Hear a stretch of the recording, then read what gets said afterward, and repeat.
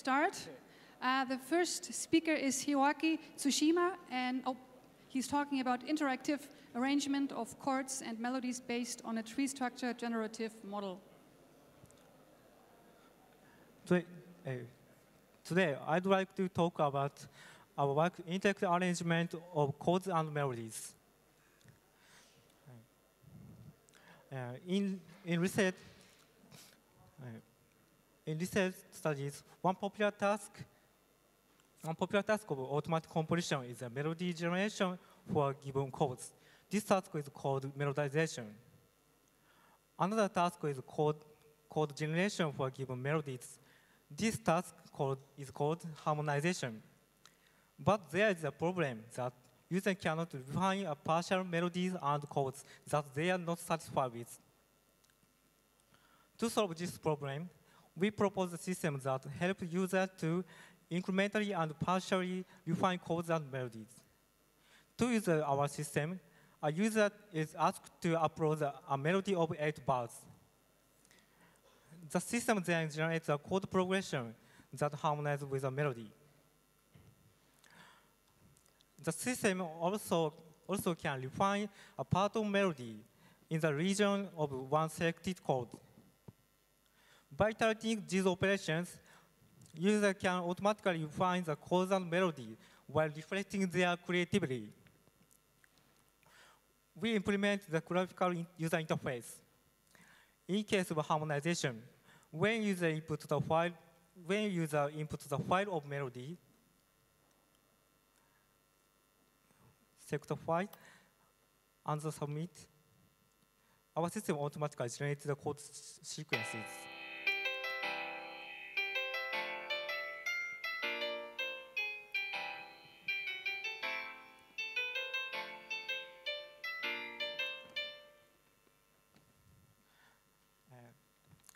In case of melodization, when user select the region of a chord and push the button, update melody, our system generates a part of melody that they select.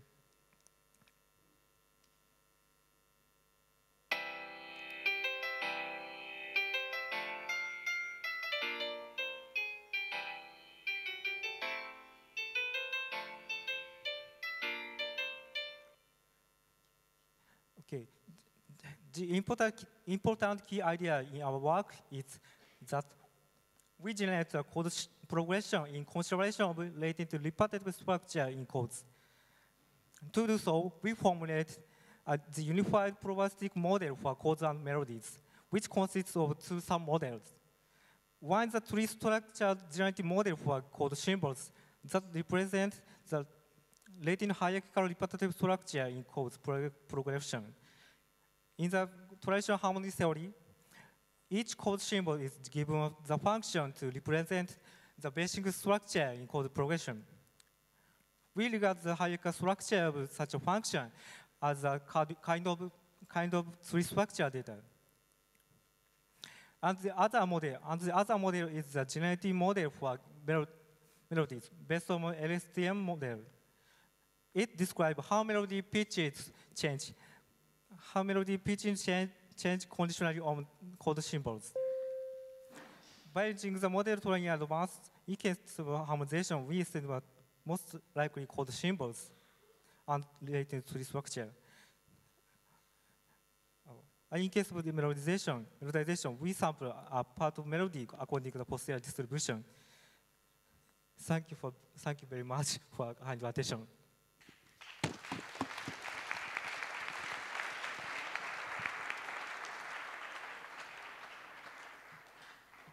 Thanks very much. Poster B2, entitled A Generalized Parsing Framework for Generative Models of Harmonic Syntax, is presented by Daniel Harasim.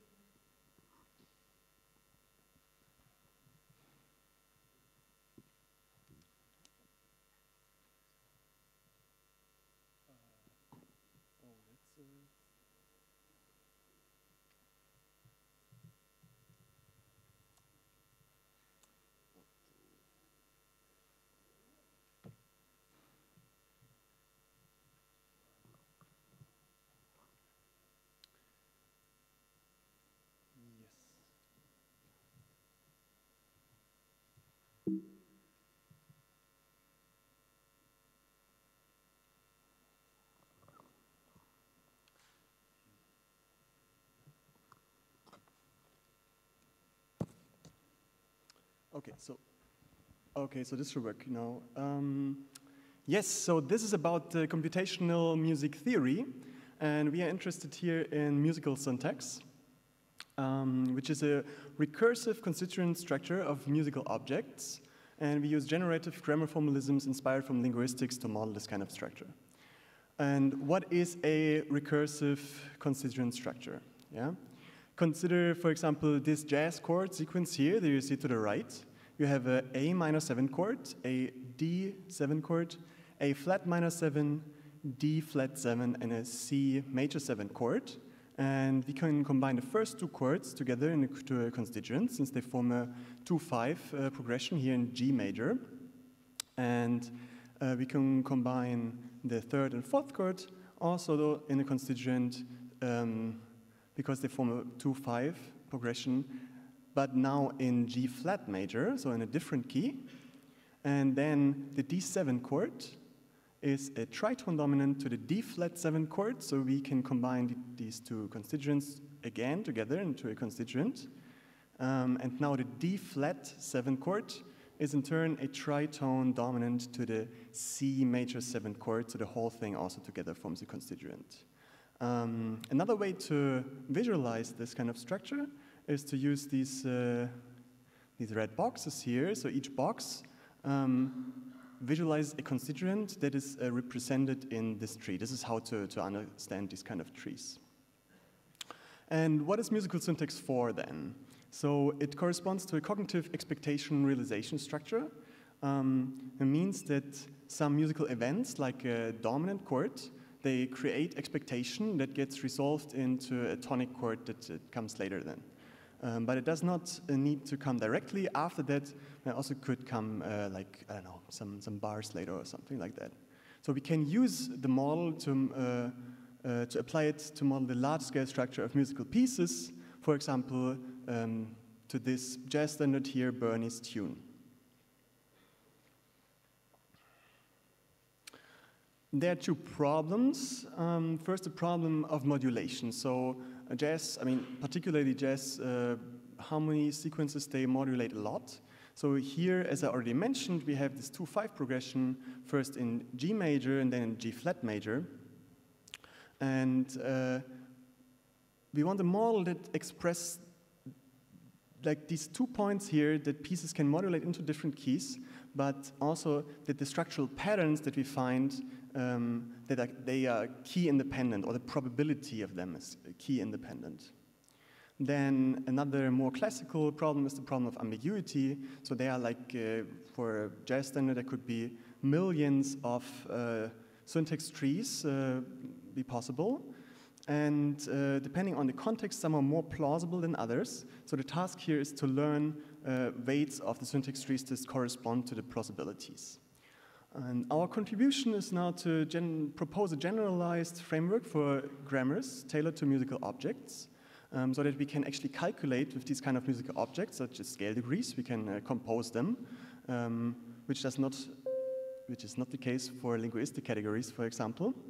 And we can include modulation detection to our model and perform a key invariant learning of the rate parameters from the data. Here we use the iRealPro corpus of the jazz sequences. You see some parameter estimations here on the right that you also can see then later in my poster. Thank you very much.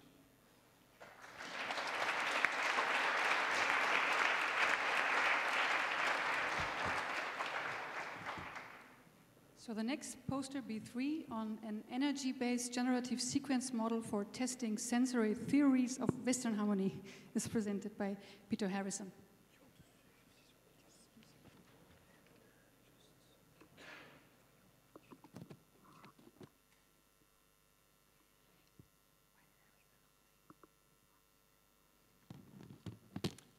Hello, I'm Peter. And today I'm going to talk about natural consonants and harmonic syntax. This work was done in collaboration with Marcus Pearce, who's my PhD supervisor at Queen Mary University of London. So consonance is a fundamental idea in Western music. And broadly speaking, we can talk of it as the perceptual pleasantness of a given musical sound. Normally, when we talk about consonance, we refer to isolated chords. So, for example, this might be called a consonance chord, and this might be a dissonant chord. We can also use the term consonance to refer to chord progressions. So in this context, I might call this progression consonant, whereas this progression might be termed dissonant.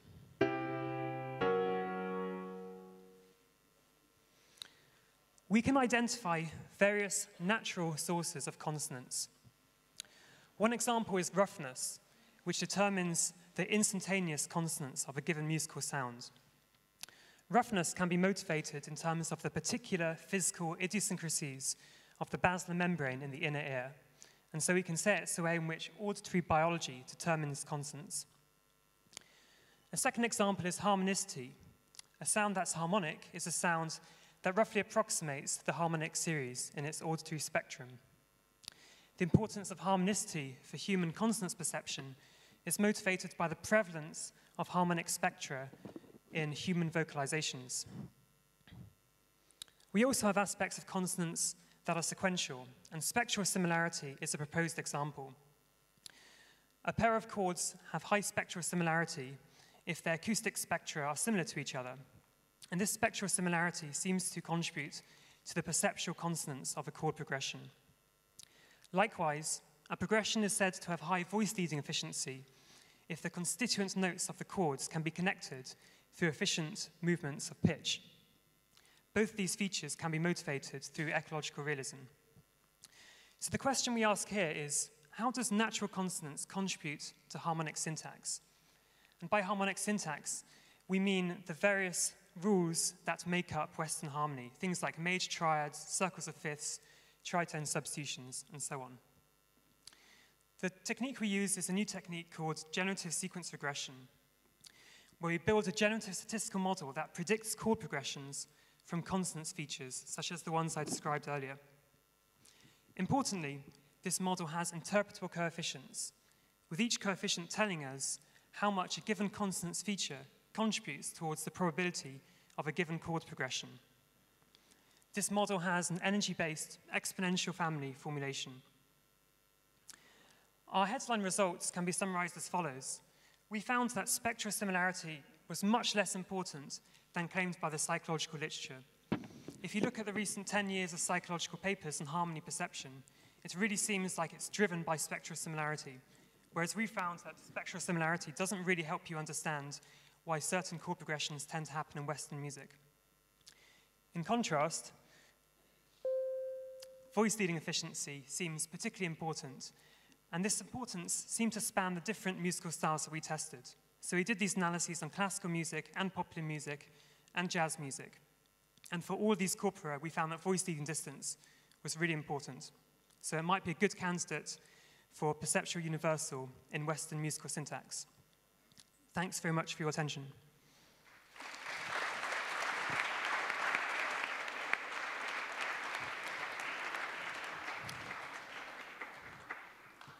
Next poster, B4, entitled Automatic, Personalized and Flexible Playlist Generation Using Reinforcement Learning, is presented by Shunyao Shi.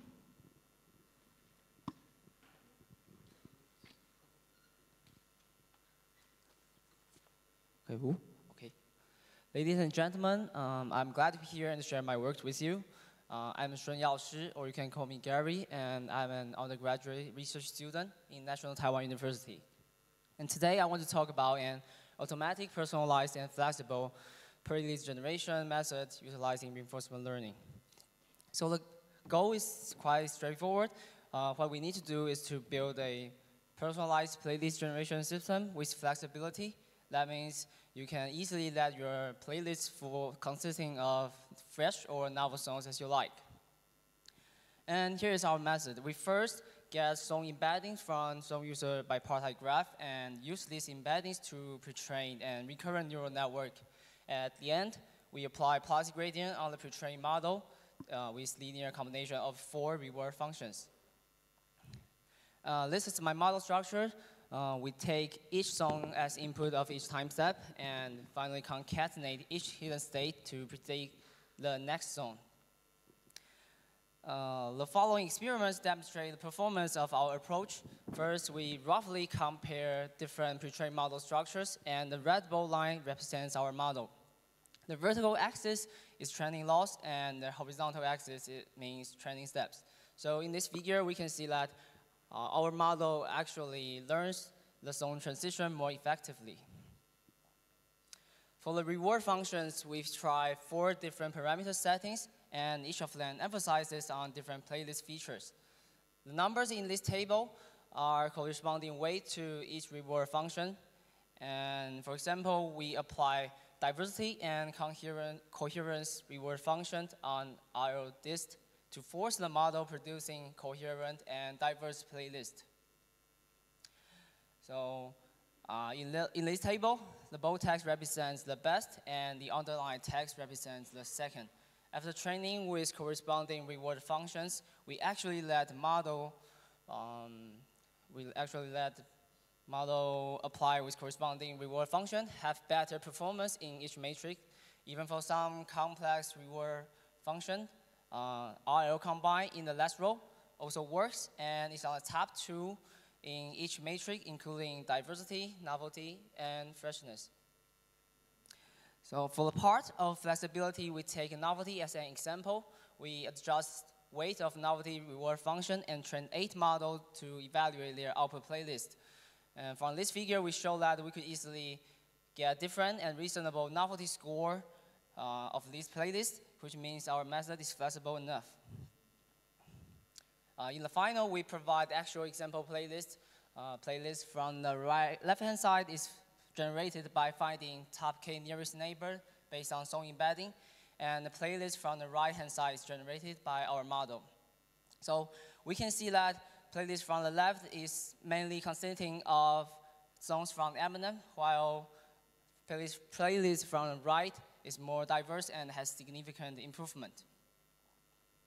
In conclusion, we combine recurrent neural network and reinforcement learning to build a playlist generation system which could effectively provide personalized playlists to users.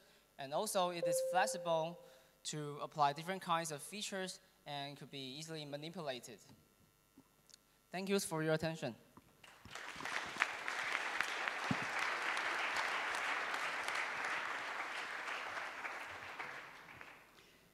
The next poster, B5, on bridging audio analysis, perception, and synthesis with perceptually regularized variational timbre spaces, is presented by Philip Essling.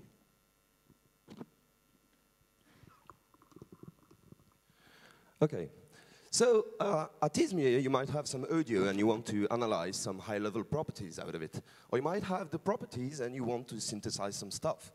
And some methods try to do the whole thing, but usually these lacks high-level intuitive control. And most of all, they don't map to perception.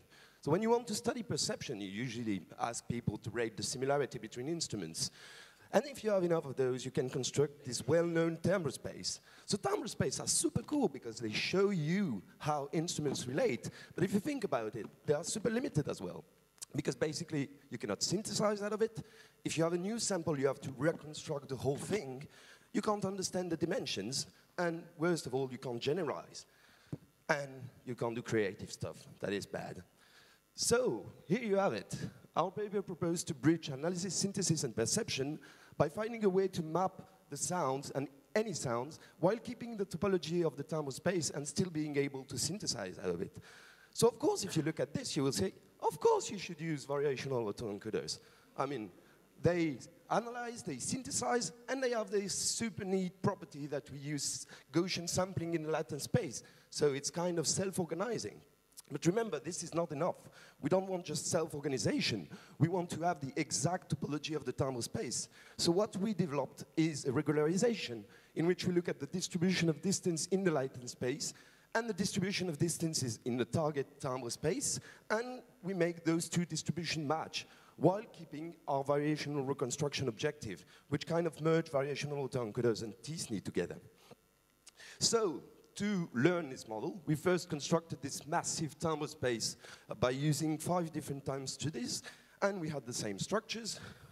The key points in our experiments is that we need a very small data set, and it's a very lightweight model. You can train it in like 8 hours on a single GPU. And the results is that variational autoencoders, they already provide this nice latent space. But with our regularization, we keep the exact same topology as the timbre space. But remember, what is cool is now we can synthesize out of this space. Yes. So this is unregularized, and even the regularization does not hurt the reconstruction of the full instrument. But what is even cooler, so we analyze this like real geeks with table and numbers. And the cool thing is now we can know what's going on between the points. So even though the path is linear inside the latent space, you can see that the relation of the partials is completely non-linear. And this works for several methods, and we can even do like random stuff. And what's even cooler, I think, if we try to do out-of-domain generalization, which means instruments that the model has never seen before, and it seems to nicely cluster them, and it puts them in kind of logical positions. So maybe this model might even be able to infer human perception. And we can even look at the topology of the descriptors. So before the regularization, the spectral centroid is kind of a mess. But with the regularization, it becomes super smooth, which is super cool because this is one of the key results in the analysis of timbre space. And finally, we can do like super cool stuff like descriptor-based synthesis by an iterative algorithm. And magnificent, in my last 30 seconds, I'd like to show you that with a little tweaks, you can change this model to create some wicked variational drum and bass.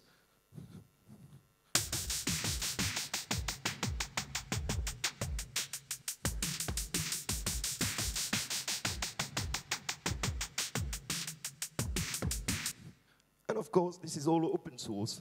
Thank you.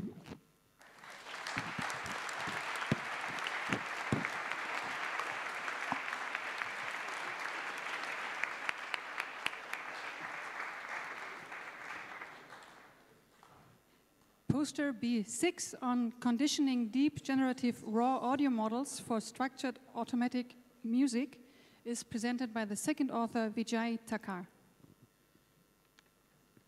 So, over the last half a decade or so, visual arts have really benefited from the advances in deep learning and computer vision especially, to the point that conferences like NIPS will hold an annual competition for who can generate the best neural style transfer painting or something like that.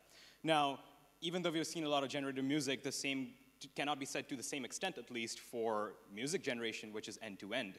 And that's mostly because music generation is a much harder problem to solve in the sense that you have first long-term temporal dependencies, which encode the melody and the structure, and you also have the short-term temporal dependencies, which are the nuances that really give music its feel, which is our main motivation over here.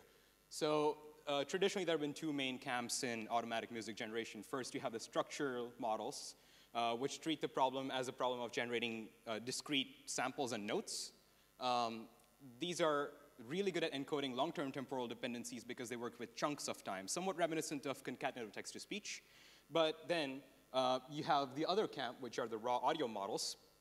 These are really hard to train, very slow, but they have the advantage that they're really, really good at encoding short-term temporal dependencies, which give the music really its nice nuance and make it feel human even though it's generated. Our contribution over here is to try to combine both of these camps together in the hopes that we can get best of both the world. So one integral part of our end-to-end model is first the WaveNet. WaveNets were introduced about 2 years ago by DeepMind, and they're specifically meant for raw audio generation. They were applied to text-to-speech, so we have modified them over here using local conditioning for music generation. So we have made our own MIDI upsampler, which takes in any MIDI sequence and can upsample it to any audio song that you want to match it to. And we'll feed that in an embedding space into our WaveNet network in parallel.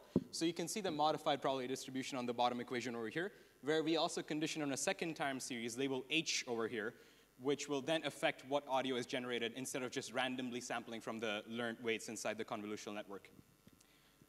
The symbolic part of our network comes from this biaxial LSTM network. These are basically just two LSTMs tied with each other in an orthogonal axis. There's two main axes.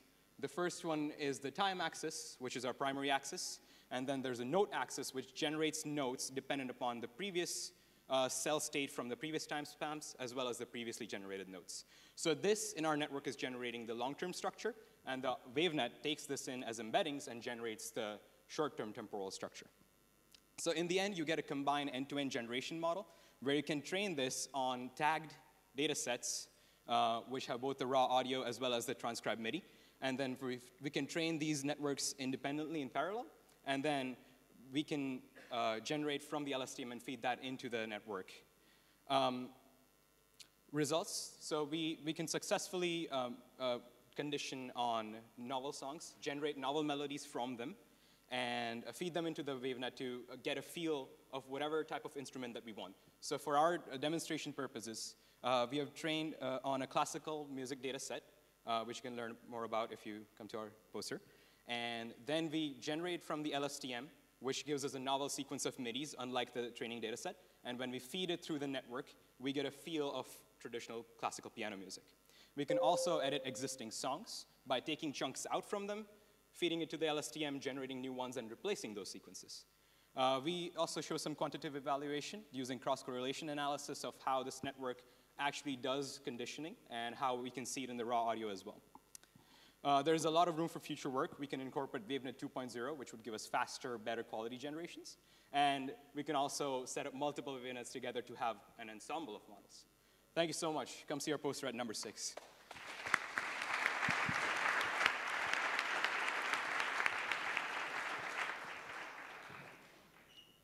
Poster B7 on convolutional generative adversarial networks with binary neurons for polyphonic music generation is presented by Hao Wen Dong.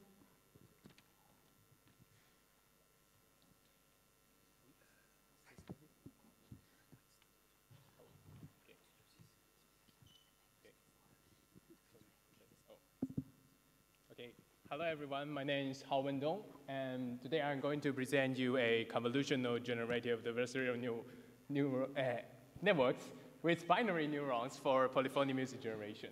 So this is a joint work with my advisor, Yixuan Yang, and we are from Academia Sinica, Taipei, Taiwan. So basically, what we are trying to generate here is multi-track piano roll. So you can see here an example of a multi-track piano roll of 4 bars. So it consists of multiple tracks, and they are all polyphonic. And on the right-hand side, I show a typical GAN. So the generator tried to map the noise into the data space, which is the multi-track piano roll here. And the discriminator tried to tell the real data from the fake data. So specifically, we use CNNs for the generator and the discriminator.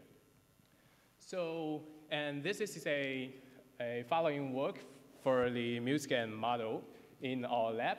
So in MuScan, we have already shown that CNNs can actually capture musically relevant features for different tracks. For example, you can see the drum patterns in the drum track and the bass line played by the bass. And you can see chords in the piano, guitar, and string track. So what's wrong with the MuScan model? So because we are using convolutional neural network, so the output of the generator is real valued. However, our ultimate target output is actually binary value piano rolls. So in this work, we propose to append a refiner that further refine the real value predictions of the generator into binary value predictions. So here's a chart comparing the MuScan model and the proposed binary MuScan model.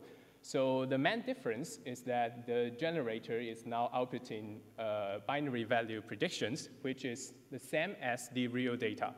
So we think this, with this modification, we can reduce the training difficulties for the discriminator, and also it allows us to directly produce binary value piano rolls at the test time.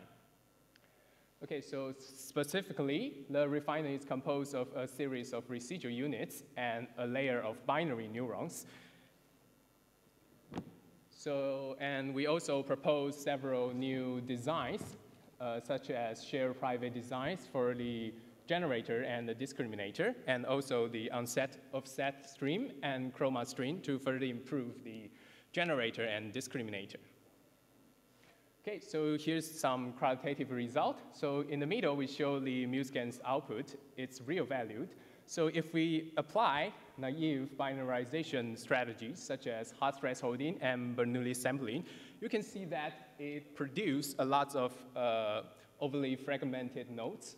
However, if you use binary MuScan with deterministic binary neurons, it produces less overly fragmented nodes. So we also compare different training strategies and different network architectures using several quantitative measures. So if you are interested in our model and experiments, or you want to listen to the demos, please come to stand B7, just right over here. Okay, thank you.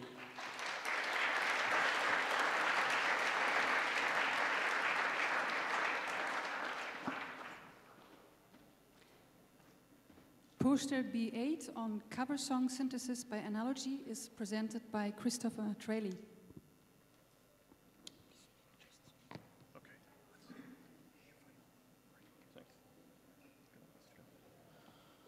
Okay, hi, Chris Traley from Duke Math, actually formerly electrical engineering, presenting cover song synthesis by analogy. It really should have been audio cover song synthesis by analogy because there's been a lot of work on doing the symbolic stuff, including a paper last year, which is very nice. But so I like the analogies framework, and I was inspired by image analogies and shape analogies. So the idea is given a song A by a particular artist, artist 1, and then given the cover A prime by a different artist of the same song. Now I give you a song B by the first artist, and I want to do a style transfer to song B prime. So I want this song B in style of artist 2. So let me start actually with the results. So the example that I continually use is this Smooth Criminal cover by Alien Ant Farm. So just for those of you who don't know Smooth Criminal, I'll just play. This is Michael Jackson. Okay, then Alien Ant Farm has their cover, which is a little bit up-tempo, definitely grungier. They happen to scream a little bit more here, so remember that, okay? So what I want to do now is, okay, let's say we want a bad cover. Not a bad cover, but a cover of Bad by Michael Jackson. That was a difficulty writing the paper, by the way. So, okay, so here's Bad. Trying to get the dun dun. Hang on a second. There we go. So, okay, so the result of Alien Ant Farm sounds. So, you know, this is preliminary work, but I will make the claim that that sounds both like Michael Jackson and Alien Ant, or sorry, both like Alien Ant Farm and Bad. Okay. So how does this actually work? I mean, one of the key tricks is actually to align these songs before. So I do a beat-by-beat uniform scaling, actually using the rubber band library. And this works surprisingly well. I know other people have done this too. But if I sort of give you an example of the two songs, well, I have another example. Maybe this one will work. Currently unavailable. Okay. Those are on the supplementary material. Okay. So how does this actually work? So, all right. So once we line them up, one of the challenges in audio that makes it much more difficult than images is that there are layers, okay? So one of the key steps and one of the key innovations in here was to use actually a very nice algorithm, do an extension on 2D convolutional non-negative matrix factorization. So it's basically the same algorithm, except I share the activations between the two songs. So what I ended up with is shared H on the time frequency activations, but different time frequency templates. So in this example, I'm sort of saying this vertical line is covered by a horizontal line, this anti-diagonal is covered by a diagonal, et cetera. So when you do this on actual audio, you get kind of a nice score representation of the audio, and you can actually then filter each song by the components. And so you separate out into however many tracks you want that are in correspondence between the two songs. Now, with those tracks, you can then actually mash them up. So I used a nice algorithm from a few years ago, Let It Be. Announced it at Bees, it's actually Michael Jackson's Smooth Criminal. I mash up that into Michael Jackson's Bad, but then use Alien Ant Farm's stuff instead. Okay, so a little bit of trouble with the audio, but that's okay. Check out the supplementary material. The code is a work in progress, but the 2D non-negative matrix factorization I think is pretty solid and actually has a GPU implementation. So I would love to talk more about that and the mathematical details. Please come see the poster. Thank you.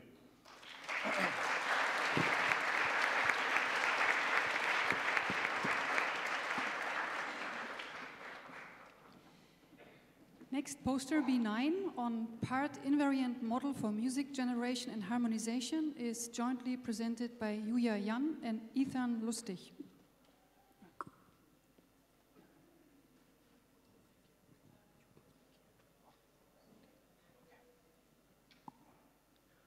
Hi all, my name is Yujia Yan, he's Ethan.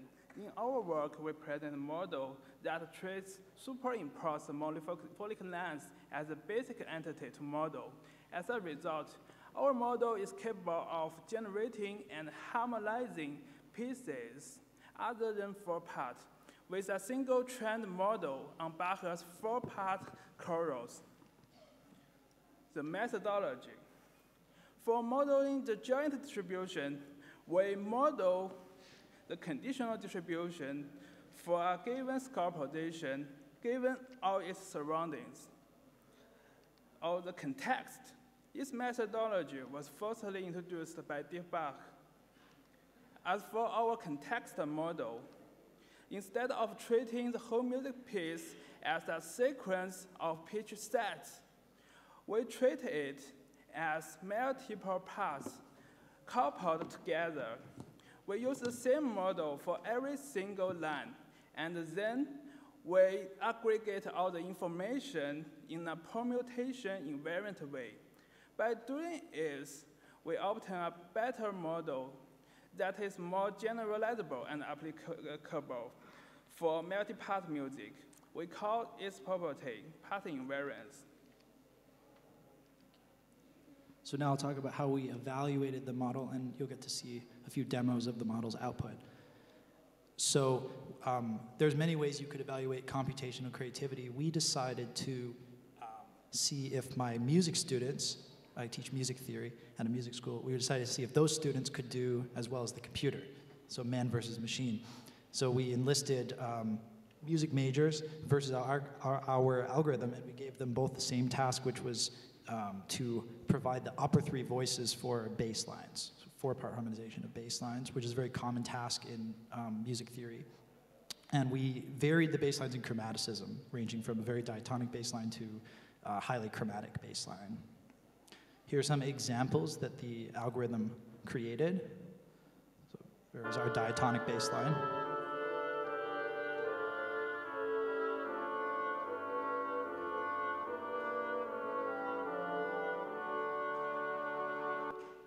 Moderately chromatic bass line.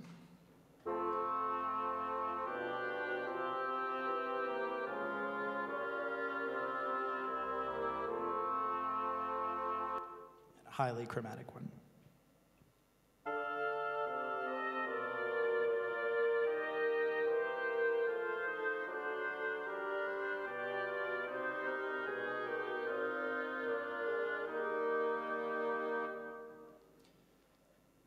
And so we enlisted 2 separate groups of music theory experts to rate the outputs, and both groups were blind to the source. They did not know whether it was by our algorithm or the human students. Group 1 did an objective evaluation, so they were given a rubric with well-defined rules, traditional music theory rules, and they deducted points for violations of those rules. So they were looking at the score, and then Group 2 was only hearing the audio, not the score, and they were answering subjective questions. And we have our results here. So on the left, we have the objective grading test results for the 3 bass lines. And then on the right, we have our results for the subjective listening test, where we have our 3 questions: enjoyment, touring, which is guess whether it's by a human or by a computer, and then textbook, which is rate how similar it is to a traditional textbook and following the rules. So you can ask more questions at our poster. Thank you.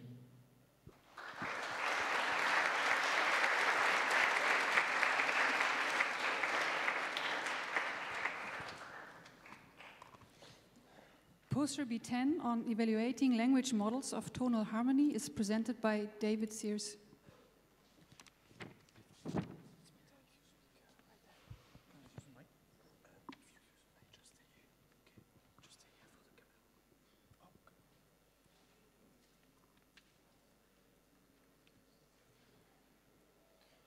Good afternoon, everybody.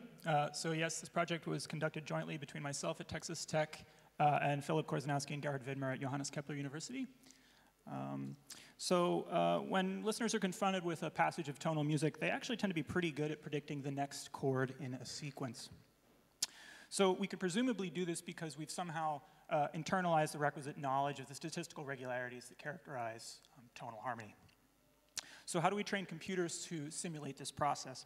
Well, formally, the task could be just to predict the next event in a sequence given a preceding context, in other words, a kind of conditional probability. And we typically employ language models in music research for exactly this purpose, that is, models that typically try to predict the next word in a sequence given a preceding context one could use for chords. So the real goal of this project is quite simple, just to evaluate the state-of-the-art language models that exist right now in the community that predict the next chord in a sequence. So this task is by no means new, but previous studies have tended to train their models on relatively small, heavily curated data sets of annotations, typically consisting of no more than, let's say, 200,000 chords.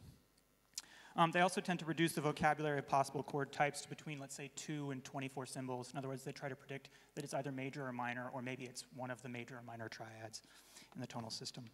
And then finally, language models often train on jazz or pop rock corpora, which are often quite heterogeneous with respect to harmonic syntax. So in this paper, we've selected an alternative approach using a kind of data-driven encoding scheme that we would hope could one day lend itself to a kind of chord class model.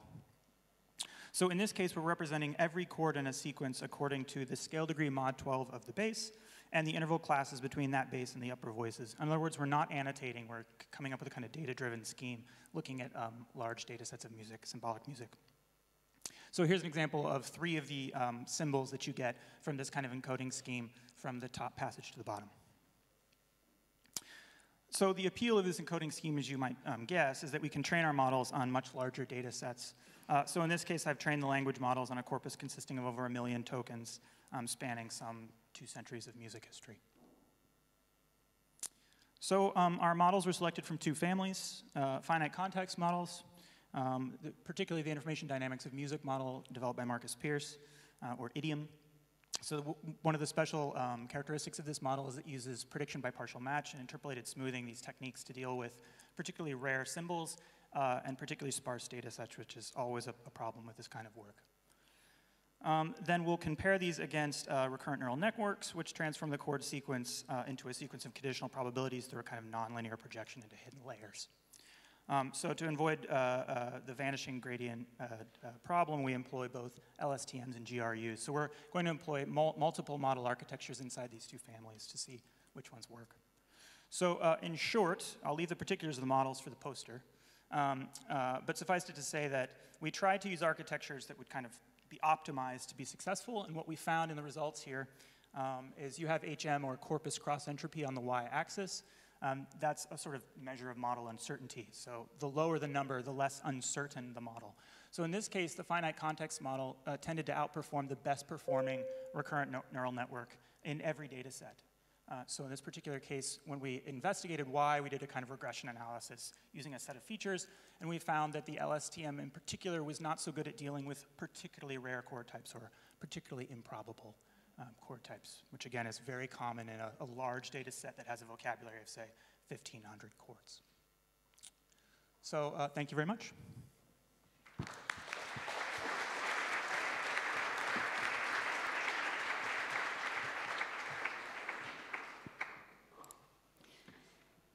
Poster B11, Skeleton Plays Piano, online generation of pianist body movements from MIDI performance, is presented by Bochun Lee.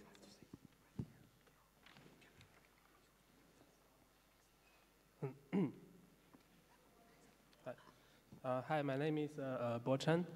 I'm a 5th year PhD student from the University of Rochester, supervised by Professor Zhiyao Duan.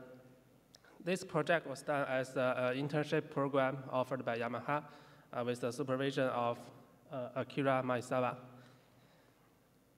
We proposed a system to generate the visual performance of a pianist body movement from the MIDI performance. By the way, we have uploaded all the videos online, so feel free to scan the code for the demo videos. So for this is an overview of the system. We can see the input is the MIDI performance and the metric structure. The metric structure is the beat index within each measure. The output is the visual performance of expressive pianist body movement. That's the skeleton coordinate sequence.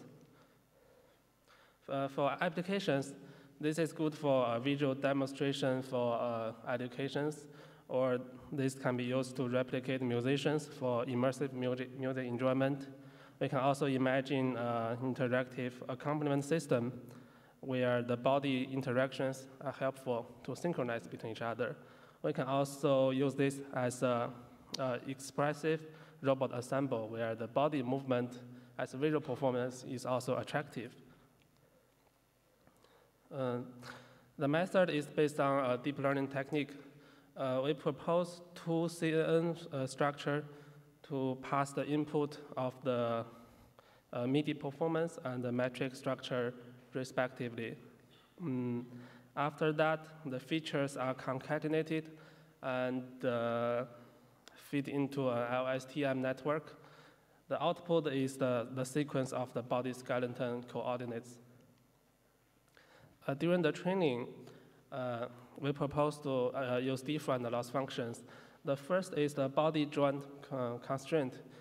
This is used to constrain the position of each individual body key point by minimizing the Manhattan distance between the estimated and the ground truth coordinates.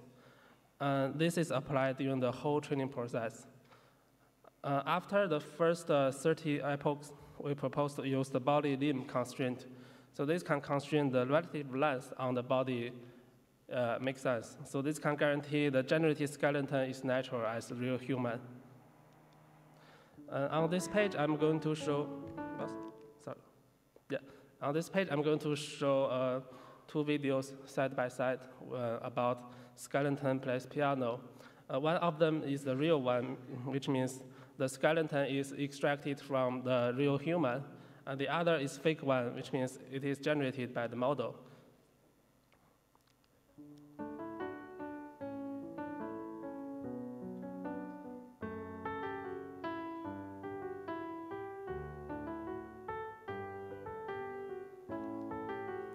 This is the answer.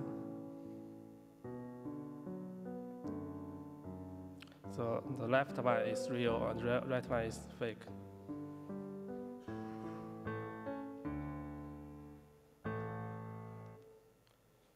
Yeah, that's all. Thanks.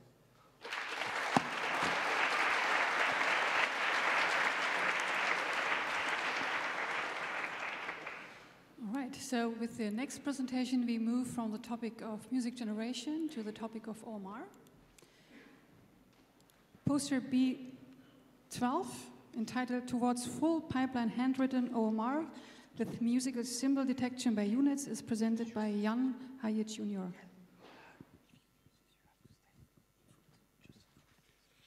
So, hello ISMIR. I am a skeleton that plays the harpsichord, and this means I have to deal with musical manuscripts a lot. And it would sure be cool if I had full-text search in this kind of data. And also because I play the harpsichord, it means that I have to search all kinds of complex scores, not just monophonic stuff like singers. So what I'm trying to do is to get a computer, read the score, and output a MIDI file. And I do this through a pipeline. The first step in this pipeline is to detect the symbols that together make up the musical score. The second step is to figure out how they fit together, because a notehead alone doesn't really tell you much about the pitch. You have to relate it to other elements of the score. And Then, when I have this notation graph representation, I can use the rules for reading music to just extract the MIDI deterministically. So the fun part in my work here was the symbol detection, and we use a semantic segmentation model that requires very little constraints and very little hyperparameters like bounding box sizes, because the shapes of notation objects are really quite variable. I mean, you have beams that are very short and that span half the page. So we just get a pixel-wise probability map for each symbol class. And of course, to get detection, we have to slap some kind of pixel merging mechanism. And we do this with just a simple connected component detector and hope that deep learning works its magic. It does work its magic with a few tricks. We have to deal with some pretty complex symbol shapes like the G-clef. And we have to deal with symbols that consist of multiple connected components. And we do this by training against their convex hulls, not just the pixels that make up the symbol, but the actual convex hull of these, which simplifies the job of the upsampling part of the unit. We also have to deal with some pretty rare symbols, and we do this by letting them share features, share actually all the parameters except for the prediction at the end. And with these tricks together, the detection is, well, you can judge for yourself from the qualitative result. Quantitatively, we see that using the tricks, we get most of the symbols that are relevant for recovering MIDI around some 90% F-score. And if we use the rest of the pipeline, which is, by the way, also done with machine learning, the graph inference, then using these rules for pitch inference, about 4 out of 5 node heads are assigned with the correct pitch. Which means that, yeah, I mean, within the bounds of the Muschema++ dataset that I've been using for this, this skeleton playing harpsichord can now retrieve manuscripts. So the major points are, units work for this kind of task with some caveats, see poster. The new bottleneck is this graph inference stage, which is a fun new task. And OMR can help us retrieve musical manuscripts. Thanks.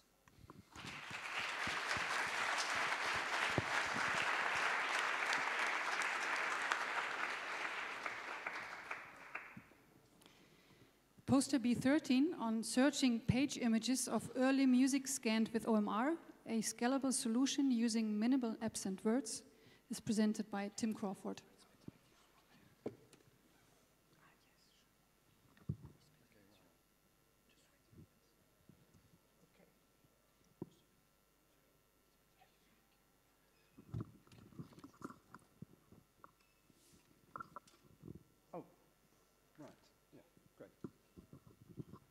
Okay, this is the intermission, because I'm not going to be talking about anything technical in this talk. I'm just going to give you the motivation and a little bit of glimpse of, if I get there, a quick demo.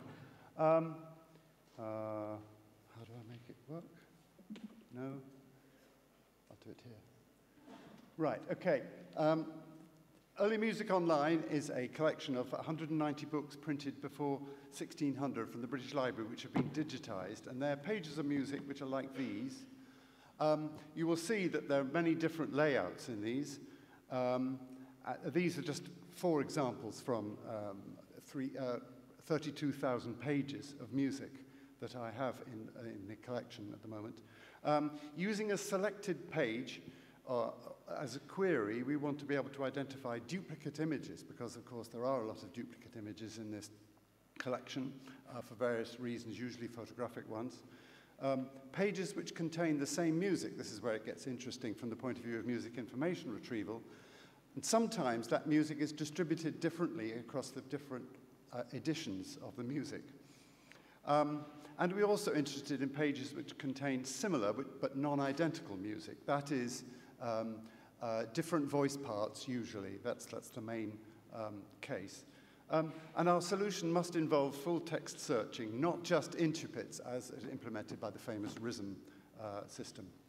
Okay, we use optical music recognition. We use a specialist program called Aruspix, which is optimized for dealing with this repertory.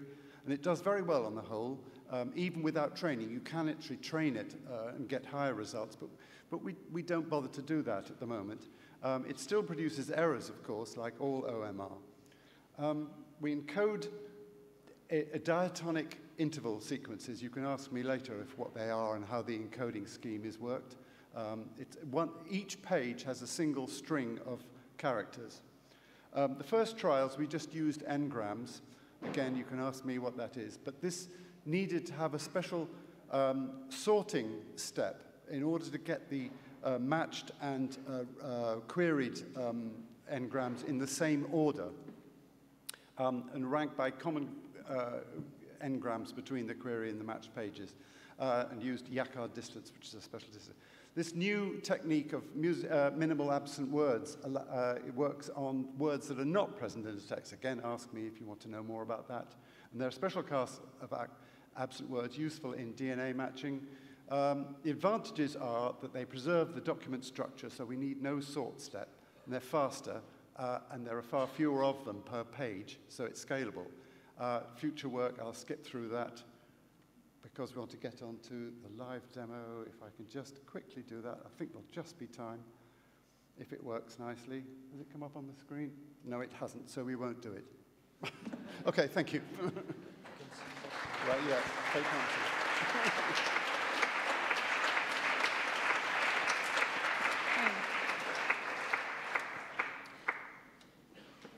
Poster B14 on optical music recognition and mensural notation with region-based convolutional neural networks is presented by Alexander Pacha.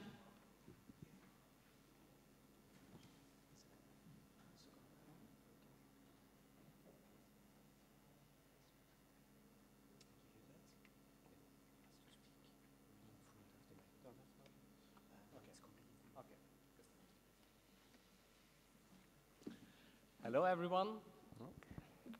My name is Alexander Pacher, and I'm very happy to present our work here on optical music recognition for old scores. We've already seen some of these things before, and we're trying to do something that we believe will be very helpful to you. So we're starting off with music scores like these, and we're trying to transform them into a symbolic format. Basically going from this to this. And you'll notice a few things when you look at these scores as opposed to modern notation. Although they're like not entirely monophonic, at least in a visual way, they're notated monophonic. So we can actually simplify the task a little bit in this case. And also when you take a look at the symbols, they have a limited vocabulary. And these two things actually allowed us to simplify the problem of OMR into the following. We're proposing the following method to process scores written in mensural notation to the following 3 steps. Step number 1 would be music object detection, where you detect all of the symbols and classify them in the entire music score. So you just put the image in and detect all the symbols. The second step would be to classify which stuff line the symbols are notated on. And the third and final stage would be to reconstruct the semantics to actually generate whatever output format you would like to have. So in this research, we only took a look at the first 2 steps, but the third step, because it's also interesting to convert maybe mensural notation into modern notation. So this is done by another colleague, but I will gladly point you to him afterwards. So the main contributions in this work were, first of all, the music object detector, which is a machine learning approach. So we used a deep convolutional neural network with a faster RCNN architecture, which is actually kind of tricky because they were designed for small images with a few large objects, whereas music scores have exactly the opposite. They have like high resolution with many tiny objects, but still we managed to get this to work really well. And we had 60 high-quality images with more than 15,000 symbols that were manually annotated of 32 different classes. The second contribution in our work is the position classification, and this is yet another network that now takes a snippet, so to speak. So we crop the image from the symbol that has been detected in the first stage and try to figure out on which stuff line this system belongs to. So we put the object into the middle, and the object to classify is always centered there, and then we just classify it with another convolutional neural network. And something you might notice that the rightmost picture, it's actually mirrored. So we went to the border of the image, so we kind of mirrored the image to make it look more natural to the network. So, as a result, we're having very promising results so far. We're still struggling a little bit with the tiny objects. As I've told you, fast RCNN was not really built for many tiny objects. But overall, we're getting already like 66% mean average precision or 76% weighted mean average precision. And especially the position classification works really well. If you want to give it a try, feel free to check out this website or come to our poster. Thank you very much.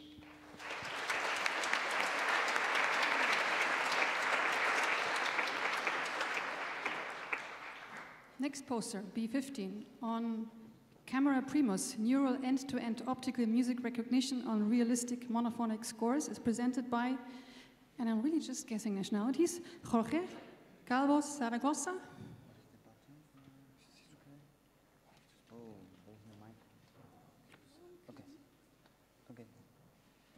Good afternoon. My name is Jorge Calvo Zaragoza. I'm going to present this work about OMR, which has been done in collaboration with my colleague, David Rizzo. Well, last year we presented our end-to-end approach for optical music recognition, in which we were able to train directly with pairs of images and their corresponding sequence of music symbols. So likewise, when trying to recognize the content in the images, we were also able to directly recognize the content given a music score image. We are keeping the same limitation as last year, in which we are only restricted to single staff images. Well, this is the neural approach that we are using, which consists of a convolutional recurrent neural network. You have seen many of these today, so the only thing to remark here is that thanks to the connectionist temporal classification loss function, we are able to train this model jointly and directly without providing the alignment between the symbols and the positions in the image in which they appear. Okay, last year we only evaluated this approach under ideal image conditions. We know it's not very realistic. Sometimes pictures are taken with cameras or are not well preserved. So we want to approximate a camera-based scenario. And for that, we are considering Primus dataset, which consists of monodic incipits from the RIS database, and we have extended to Camera Primus, in which we simulate distortions over the images, like, for example, noise, blurring, skew, and bleed-through, for example, that are common problems when analyzing documents. So for the ground truth, we are considering two ways of encoding the expected output. The first one is the agnostic representation. Can I? Is this working? No. Okay, no problem. No. Okay. Well, the agnostic representation, in which we just codify the sequence of symbols as regards their graphical meaning, which, for example, a key signature is codified in this example as 3 individual flats. Likewise, the notes are codified as regards their position in the staff and not as regards the absolute pitch. However, on the other hand, in the semantic representation, we have the opposite. We are providing the meaning of the symbol. So in this case, the key signature is only one symbol, and the notes are codified as regards their absolute pitch. So we want to evaluate which of these options is better for the OMR. Okay, so in our experiments, we consider cross-condition experiments. We train a model in clean images and another model with distorted images. We evaluated these models in both scenarios, and we are measuring the error as regards the ratio of incorrect symbols per sequence. So this is the table with the results. Something interesting to remark from this table is that when we train the model with clean images, we are only able to recognize correctly clean images. But when trained the model with distorted images, we are able to recognize in both scenarios, so that distortions provide more robustness to the recognition. And also, in the case of diagnostic and semantic representation, we can see that in the most complex case, the agnostic representation makes much more sense because they are codifying only graphical issues. So we also have considered our approach for other notations, such as handwritten mensural notation and square notation, in which we are getting very good results. Thank you very much.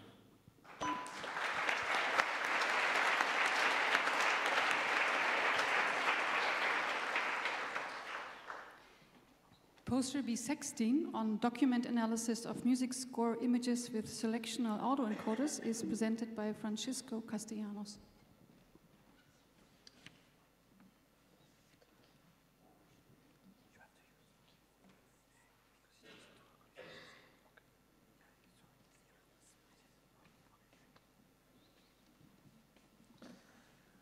Hello, my name is Francisco Castellanos, and I am presenting a work about document analysis of music scores images with selectional autoencoders.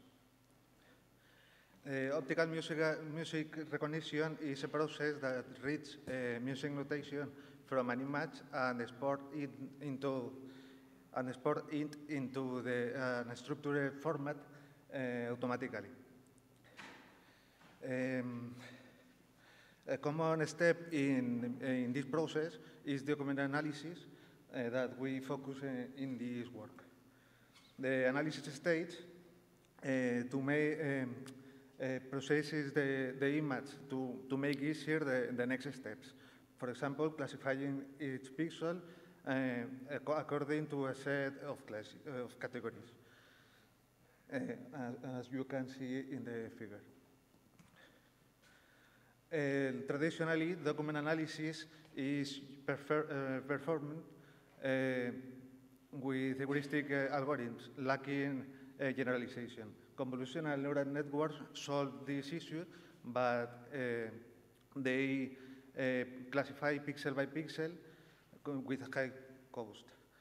There are other types of networks like SAE, capable of process blocks of pixels and atoms.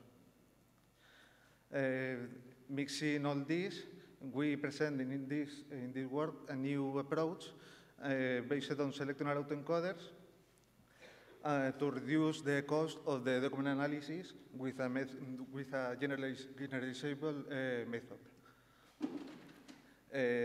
We propose a system with SAE for each category. In this case, background, the staff, note, and text. And the combination of all the outputs provide us the layered image. This is an example of the layering of a block. In general, it works very well, except in some borders in the staff prediction that confuse not pixels by staff lines. And our approach improves the ISMIR, and it's not so good for training process timing, but in test, reduce the time from 6 hours to 1 minute, achieving the main objective of this work. For future works, we would like to reduce the ground truth because of the high cost of its generation, and investigate about cross-manuscript capabilities. Thank you very much.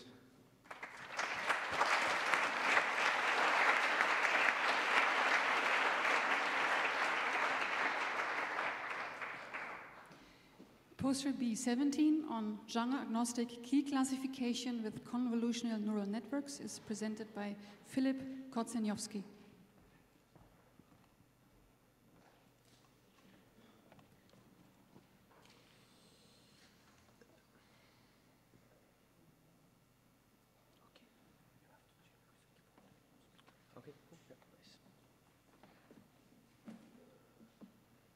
Hi again. So this is like the second part of my work that I followed the last few years. It's about key classification. And as we know, like this is like the general way key classification works. So we have like a song where you extract the spectrogram from. Usually you will do some like whitening, harmonic recursive separation to get rid of all the nuisances that are in the spectrogram. Then you fold that to some chromogram or pitch class representation. You summarize that representation over time. You get this pitch class histogram, and then you map it to, you compare it to various templates for different musical keys. And based on the template that matches the histogram best, you classify the key. So the problem with this framework is that first of all, there are lots of different nuisances in the spectrogram, and when you just do a hand-designed filter, you're basically never gonna get, you're never gonna catch all of these. And the second one is that it was found that the key templates are very specific to musical genres. So if you create the key templates for classical music, for example, they will perform not very well on electronic dance music. So how, well, this work is targeting to solve these problems, and of course, it's solved using deep learning because what else? So it's actually like, I already did like some work on that last year, but it was kind of working, but it's still focused on the training, on the genres that it was trained on. So you have to train the network on rock, for example, to get good results for rock and so on. To improve that, we introduced a new architecture which achieves two goals. It doesn't have any dense layers, so we get fewer parameters and less overfitting. At the same time, we can create deeper networks that are more expressive. And the second thing is that I adapted the training procedures so that there's more data variety, less memory usage during training, and thus we can train bigger networks. The green line is like the baseline I was working from last year. So we see that if I add the new training method, that's the blue line, I can train bigger networks that perform better. And with the new architecture, it improves even more. This is like to show that, let's discuss this in the poster, but basically it shows that the new network profits from additional training data more than the old one. So if you add more data, it won't lose performance on like the other data points, but increase for the new ones. We evaluated the new model on a lot of data sets. The three to the right are like trained on, so it's like a trained test split. And the four on the right side are actually completely unseen data. And we compare it to various different systems that are actually tuned to a specific kind of data. And what we see is that the new model, although it's just like one general model for all the genres, it outperforms all the other models that are tuned for a specific type of music. So it's like a more general model that actually performs best over all genres. Another thing that we can see is, though, that the shorter a segment is that it classifies, the higher the error rate. So if you can't really use it to do local key classification because then it doesn't perform very well. That's a problem it shares with other methods, but this is like something we have to consider for future work if you want to do local key classification. Perfect, thanks.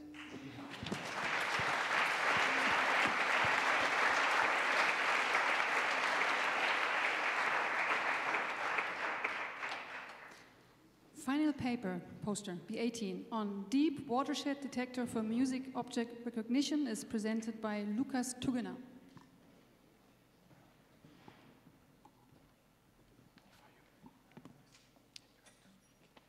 Here. So, hi guys. I'm happy that I'm able to present our work here, the deep watershed detector.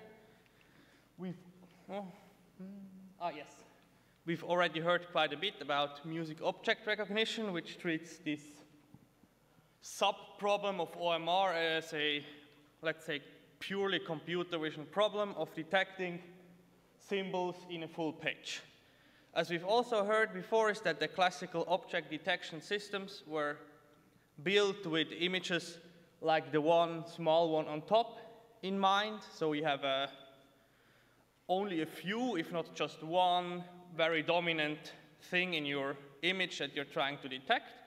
With music, it's a different story. You have many comparatively very small objects, and all of those have to be detected at the same time. Additionally, you have a very large relative size imbalance, where all the symbols are small, but some of them are considerably smaller than others. And lastly, but not leastly, you have a huge class imbalance. Here we can see the 15 most common of our 118 classes we are considering. And just the black noted is 55% of our whole data set. And outside the top 15, we are below 1%. So it's also a task of mostly finding rare stuff. So this is an example of how the watershed transform could look on some energy you want to apply. Now the deep watershed transform, surprise, surprise, is the same thing, but this energy you segment on is predicted by a deep neural network. And we are trying to look for object centers. So our energy looks like the last thing on the bottom, where you just have a very small peak at the center of each object. Our neural network design looks like this. It is just the first part is your fully convolutional neural network. Pick your favorite architecture. I'm sure the UNet would also work very well. We used RefineNet. And then what you do is on the output feature maps, you apply 3 different one-by-one convolutions at the same time, which give you 3 different predictions. We can see these predictions here. On top, we have the ground truth that is used to compute the loss. And on the bottom, we have the actual predictions by the network. So the one on the most left is the energy on which the watershed transform is computed on. And you can see you just have these little peaks, and then you do a cutoff and the connected component analysis, which gives you the center of each object. And then you kind of locally correlate this with class prediction and bounding box size prediction to get back your labeled bounding boxes. At submission, we still had a bit of problems. We had a map of 16%, but with some smarter training tricks, I'm glad to tell you about at the poster. We got this up to 46%, which compares very, very nice to the current state of the art. Yeah, all the data, all the code we used is on GitHub, so you can use it if you want to, and I'm happy to answer any questions at the poster.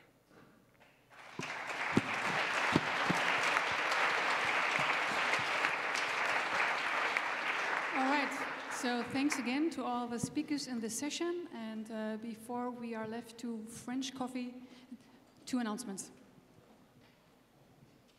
So thank you. Just some message. Please don't use the exit, which is on the back of the room. Use the lateral one, but it is forbidden for security reasons to use the one of the back.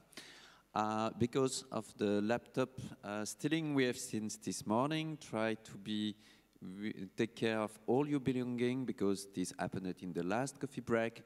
So if you never leave your baggage or your computer alone. We're sorry for that, but that's the truth. One more thing, as this morning we will remove the 3 front rows, so please during the coffee break don't stand in the 3 front rows because we will install the posters. And last announcement, the next oral session here will be tomorrow at 8:30. That will be the presentation of the interactive machine learning for music exhibition, the 4 installations which are there. And for now we will go to the coffee break.